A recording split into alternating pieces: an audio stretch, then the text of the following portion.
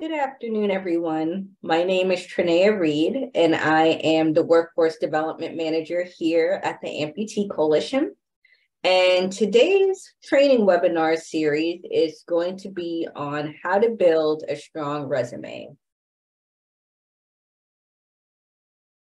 So our workforce development program, part of that program includes completing the training and resume completion form. So this is our second training webinar series out of 7. And after completing the 7 training sessions for the workforce development program, you will be required to complete the training and resume completion form.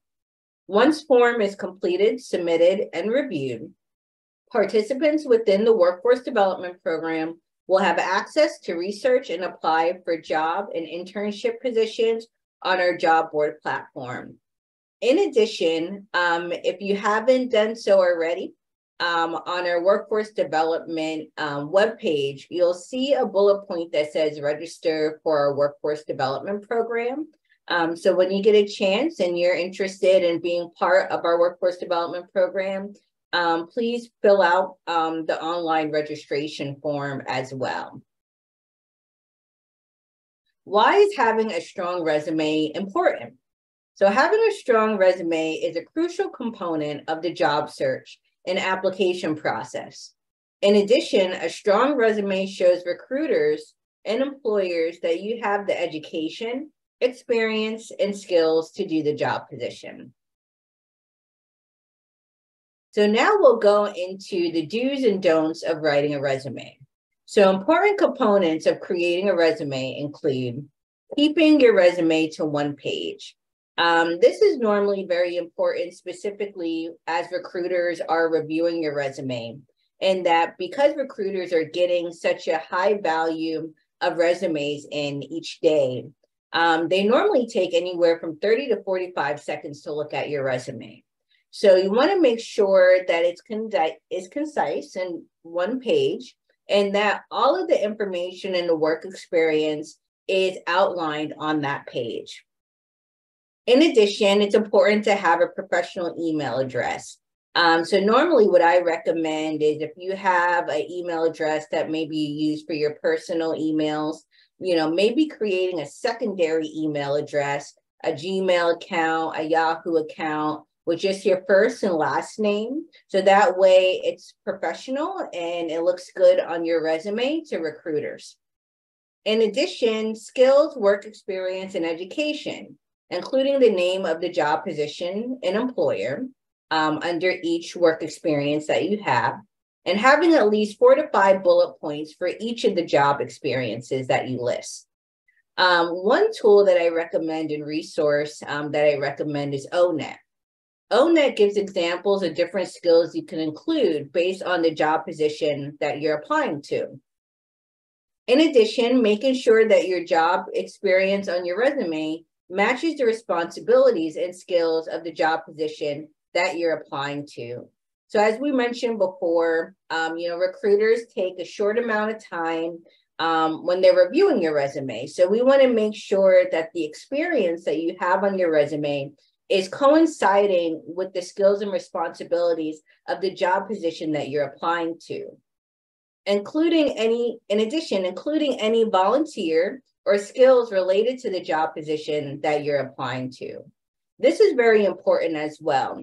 Specifically, if this is your first time back into the workforce, maybe after 5 or 10 years, and there's a gap in employment, one good tool and trick to use is also including volunteer experience that you might have done during that time period. So it shows the recruiter that, even though you might have been out of the workforce for a certain amount of time, that you've been doing other volunteer opportunities or skills or taking up a trade within that time period. So these are components not to include in your resume. Normally having a resume that's longer than 1 page. Again, you want to make sure that your resume is concise and that a majority of the information in your work experience is consolidated to that 1 page. As we talked about previously, using your personal email that has inappropriate wording. So if you have an email address or a personal email address that has wording that you feel wouldn't be professional for your resume, it's important to make that secondary email address with your first and last name, as I mentioned or shown an example here. For example, I use trinea.reed@gmail.com. So that way it shows to your recruiters that you have a professional email address that you're using for the job search, and that's also listed on your resume. In addition, including job experiences on your resume that does not coincide with the job position you are applying to or experience that's over 5 to 10 years old. So essentially, you want to make sure that you have experience on your resume that's pretty recent. And if not, as we talked about previously, filling that in with volunteer or skills that maybe you have done previously, most recent if you haven't been in the workforce for some time.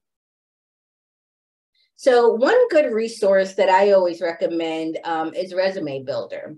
So Resume Builder is a service to assist users in building a resume. Services from Resume Builder include resume templates, sample resumes based off a career field. And in addition, if you look on our workforce development webpage, you'll see a fact sheet titled Resume and Cover Letter Resources through Resume Builder. If you haven't had a chance to take a look at it, highly recommend. It's a lot of good information on there, especially if this is your first time making a resume, or it's been a couple years since you've made a resume, or maybe you transitioned into a different career field and you're trying to figure out how to structure your resume. Definitely take a look at this fact sheet here. Now we're going to take a look at a sample resume. So we're going to take a look at a sample resume pertaining to community service workers. So I'm going to stop sharing my screen for one moment.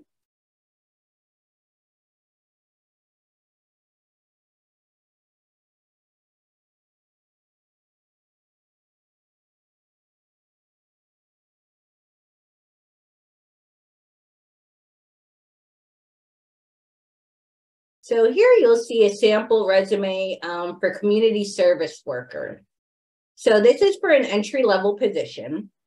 So here you'll see that Jeremy, he lists his first and last name, his telephone number, email, and his address. On the next part of the resume is he lists his profile, which could also be called a summary. So specifically outlining Jeremy's experience and particularly what he's looking for, what type of job position he's looking for. In addition, you'll see Jeremy's professional experience. So here he has listed down all of his work experience. He has bullet points for each experience, and he has it in chronological order, which is very important. You want to make sure that the work experience is in chronological order with your most recent job position. Down here, he lists his education, his Bachelor's of Arts in Sociology. And then next, his key skills, social services, that he's fluent in Spanish, he's fluent, or he has experience in DEI, child welfare, etc., as well as his certifications. So this is an example of a concise resume. A couple things that I would recommend within this resume is first moving the skills up to the front of the resume. So that way it's right under the profile and the summary to show recruiters the skills that you have that will coincide with the job position that you're applying to. In addition, what I would do is also include tangible skills such as time management, organization, detail-oriented, good customer service, things of that nature. Those are all important skills and traits when it comes to applying for a particular job position or just any job position in general. In addition, moving the education down to where the key skills are, and then certifications, where that's listed at, is in a good spot. Here, Jeremy has 3 bullet points for the first experience and 2 for the second. I would always recommend to have at least 4 to 5 bullet points if possible. And again, relating those bullet points in your experience from your previous job experience, making sure that experience aligns and coincides with the job position that you're applying to.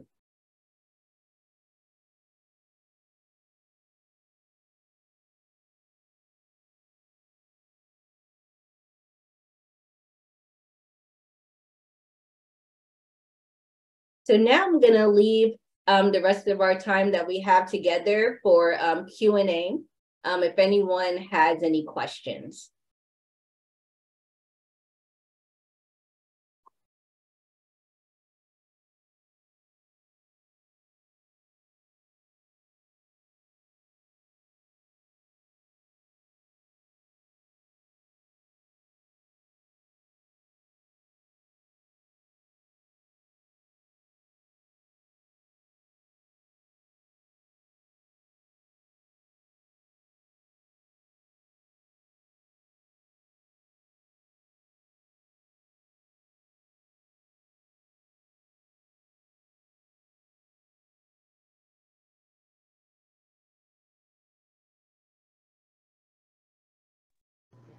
Hello.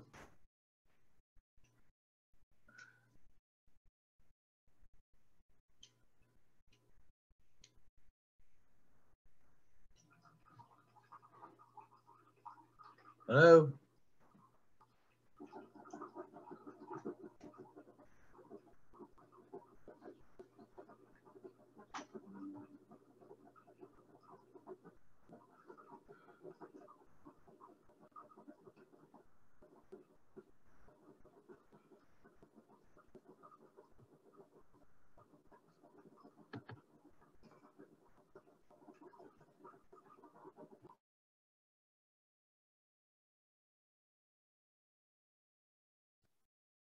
Hello?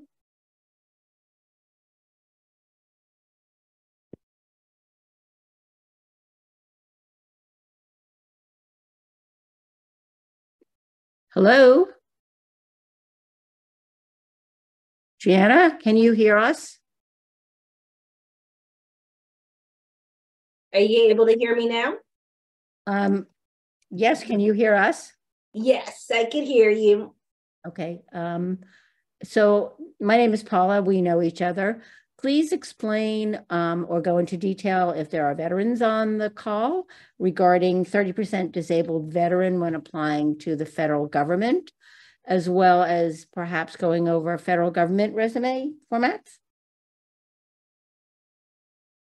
Absolutely. And I know, Paula, you have a lot of experience with that as well.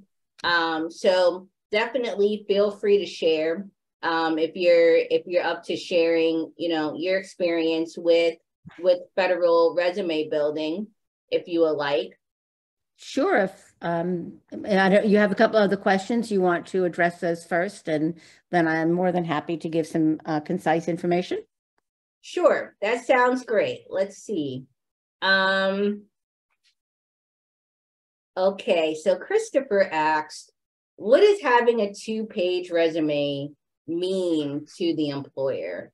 So as I mentioned previously, with having more than 1 page of a resume, sometimes the recruiter won't be able to get through that entire resume due to having such a high value of resumes coming in. So normally folks that do have a 2-page resume, it could be, someone within the educational field that maybe has been teaching for some time, or an adjunct professor, or, someone who's maybe written educational articles and things of that nature. Normally, within the educational realm, You'll see 2-page resumes, maybe even longer, to be able to showcase that experience. Normally, if applying for like an entry level position, or if you have maybe 2 or 3 job experiences or work experiences that you've had in the past, it's recommended to normally keep it to 1 page.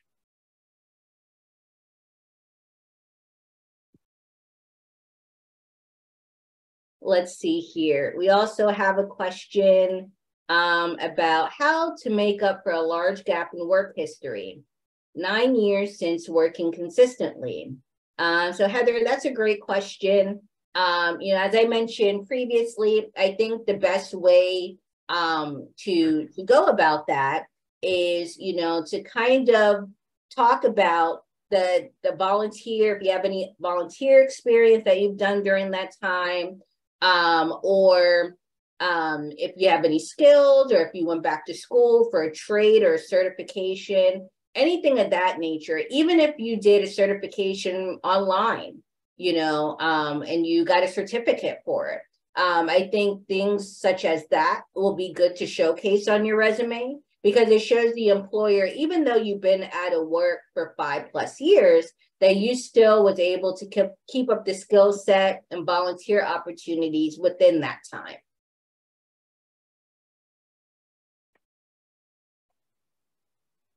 Do you want me to chime in now, Tiana? Sure. Yes, you can go ahead, Paula. So my name is Paula Galladay, and I don't work for the coalition. However, I have spoken to both Triana and several other people pretty extensively regarding my past experience. I worked in the federal government in recruitment and human resources. And although I do not disagree with what Triana is saying regarding the length of a resume, there is a difference between applying in the public sector as opposed to the private sector. The public sector, to me, is your federal government positions. Generally, your resume would be more than 1 page. And this is the reason why. When you apply to a federal position, you are not speaking or being reviewed initially by, we'll say, a frontline recruiter. You will have to apply directly to the Human Resource Department. In the federal government, the HR representative cannot call you to discuss anything on your resume until you have qualified for the position. The reason is, if they call you, they are then obligated to call everyone else, and that would be an undue burden. Many of the jobs in the federal government can get thousands of applications. I do agree with doing it in chronological order. You would have to go into more detail, so more paragraph format when writing a resume versus bullet points. Again, they can only qualify you on what you actually have on a piece of paper. Now, with that said, don't become too verbose. Give concise, direct information. Again, yes, I agree, no further back than 10 years. It's assumed that you would have progressed going up the scale in work experience. Regarding gaps in employment, the government can no longer ding you, so to speak, or consider it a negative if there have been gaps in employment. I would address it very succinctly. You do not have to put in you were out for medical reasons or surgical reasons or anything of that nature. You can just put in where you worked. If you've gained additional experience, like Triana just said, regarding online courses or self-study, do include that, or address the fact that you are now re-entering the workforce and looking for more of an entry-level position than an actual advanced position. And then I'm very going to briefly touch if there are veterans on the call. If you have met the 30% or greater disabled veteran status through your VA determination, you can come into the government non-competitively. That's a special program. I'm happy to give more information if needed. It is a great program, but you do have to address your resume quite succinctly. If you've had numerous years in the military, so if you're a 20-year or plus, your resume is going to be more than one page, to say the least. And that is pretty much a very concise wrap-up as what to do if you're applying in the federal government. If you're also applying in the federal government, but you are not a veteran, but have disability status, which pretty much everyone on this call, assuming that they do meet the status of being an amputee or someone living with limb loss, would meet that criteria. And that's a special program commonly known as Schedule A. That criteria is a little bit different than the veteran criteria. Thank you so much, Paula, for sharing. And again, if any of you are interested in learning more about Schedule A or how to build and move forward building a federal resume, definitely reach out. One other question, Paula, I was wondering if you could answer from Christopher. He asks, where could you include a disability on your resume? Would you recommend putting your disability or a person's disability on a resume? That's a very good question. And a lot of people struggle with and it comes under the, when do I disclose that I have a disability? In the private sector and the public sector, you are not required to disclose on your resume. A lot of people think that it is a negative that'll be looked, you're looked upon as, oh, we don't want to hire this individual. So no, you do not have to put that you have a disability. Now, in the federal government, if you are coming under one of the non-competitive programs that I mentioned, Schedule A or veteran status, 20% or 30% greater disabled veteran, you do have to put on your resume, if you're applying to that specific program, a statement of Schedule A eligible, 30% veteran eligible. You do not have to list what your disability is, or do you have to list what reasonable accommodations you require. With that said, if you are called for an interview and you need an accommodation, it is your responsibility to give that person scheduling you for, whether it's in person or virtual, that you will need an accommodation. Do not, I highly recommend, even in the private sector, do not show up for your interview and then find out there's 4 flights of stairs for you to go up, or the room is not applicable for somebody who may be using a wheelchair. Make sure you have given them the heads up. Be fair to them so they can be fair to you. Thank you so much, Paula, for answering that question and for your expertise. Greatly. You're welcome.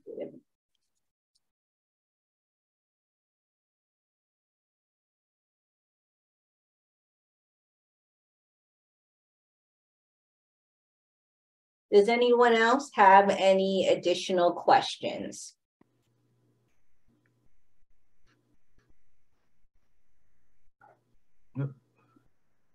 I think, Matthew, you're unmuted. I know that you had a question previously. Do you still have a question? No, I'm fine. It was Andrew. I accidentally hit the button. No problem.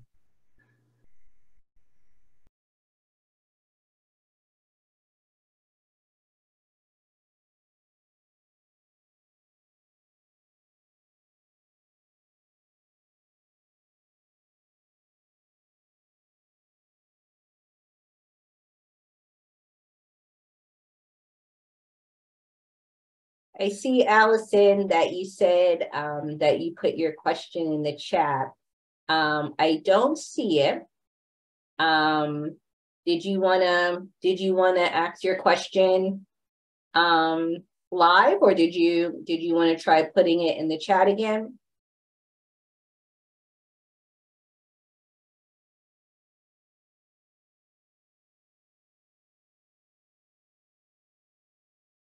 That's a great question, Paula. So Paula asked, for the people online, how many have created a resume at this time? So how many people on this webinar call How many of you created a resume already?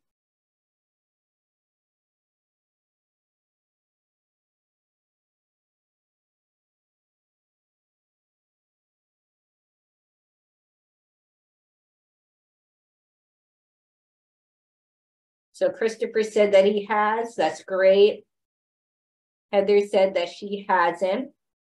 Heather, on our workforce development webpage, you'll see down at the bottom that there'll be an area to submit a resume and a cover letter.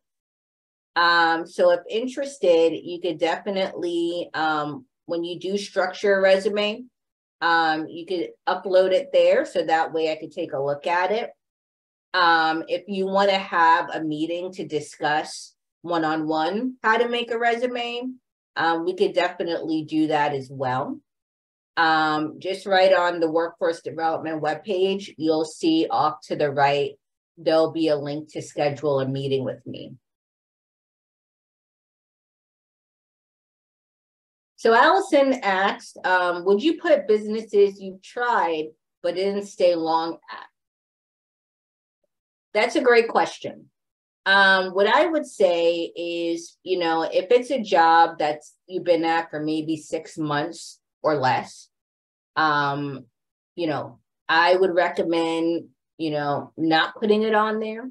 But I'm going to ask Paula to speak on that as well. But if it's a brief job position, maybe 6 months or less, maybe particularly like 3 months, even 3 months or less, you know, that would be something that I wouldn't include on a resume, but maybe more on a federal standpoint. I don't know, Paula, if this would be different if you wanted to answer that question.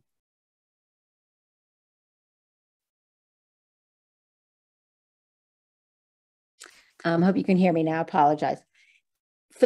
When you're talking brevity, 3 months, 6 months, that is pretty much how does the candidate feel about the position that they held? 3 months, I would not address it on your resume. You can give credence in skill sets. So perhaps you learned a specific skill that you were then able to take to a job that you held for a longer time, 9 months, a year, or forward from that. If it's a position, if you have a lot of positions where you were terminated, it is going to show up. If they do any kind of referral lookup on you, they are going to find it. You can address being terminated from a position in your interview. You can also address it in a resume. However, if you do that, you are opening yourself up to other questions, which are fair questions. I would say anything 6 months or less, unless there was a specific skill set. So perhaps you did an internship with a company. I would only address it possibly during an interview.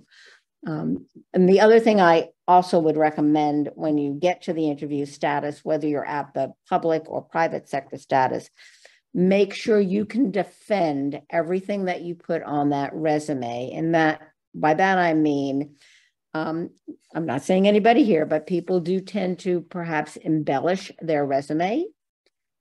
They are allowed, any manager who's interviewing you is allowed to question you on any skill set you list on that resume. So by all means, please be able to succinctly address it. I will say, if you have worked in an industry where you had to sign a non-disclosure, or if you're coming out of the military and you signed a non-disclosure, you cannot reveal that information. And as I would tell many, many candidates, you are going to have to learn how to dance on a head of a pin.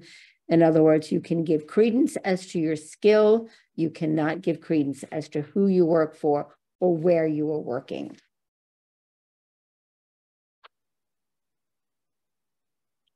Thank you so much, Paula, for answering that question. Greatly appreciated. My pleasure. Does anyone else have any questions?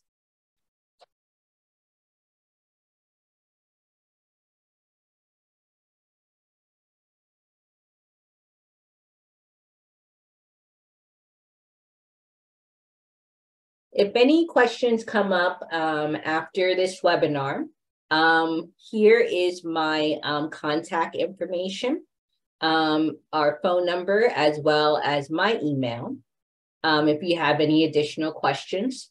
As I mentioned previously, if you're interested in being part of our workforce development program, whether that's you starting a job for the first time or getting back into the workforce, definitely register for our workforce development program on our workforce development webpage. Once you register for our program, the next step will be to schedule a meeting with me for us to go over your resume and to discuss your career goals. In addition to attending the 7 training sessions. Our next set of training, our 3rd training webinar will be on mock interviewing 101. And that's not going to be next week, but the following week, that last week of May. So if you're interested, under educational webinars on the Amputee Coalition website, you'll see a register button to register for the webinar. Right after you register, you will automatically get a Zoom link for that webinar. Again, if you have any additional questions, definitely feel free to reach out to me. I look forward to working with all of you in the future. And before we leave, Paula recommended a good book called The Federal Resume Guidebook by Catherine Troutman. So if you're interested in how to build a federal resume, highly recommend, and Paula recommends to check out this book. Thank you so much for your time, and thank you, Paula, for giving your expertise on how to build a federal resume and the federal application process and getting started. Greatly appreciate that. And I hope you all have a wonderful afternoon, and I look forward to speaking with all of you soon. Take care.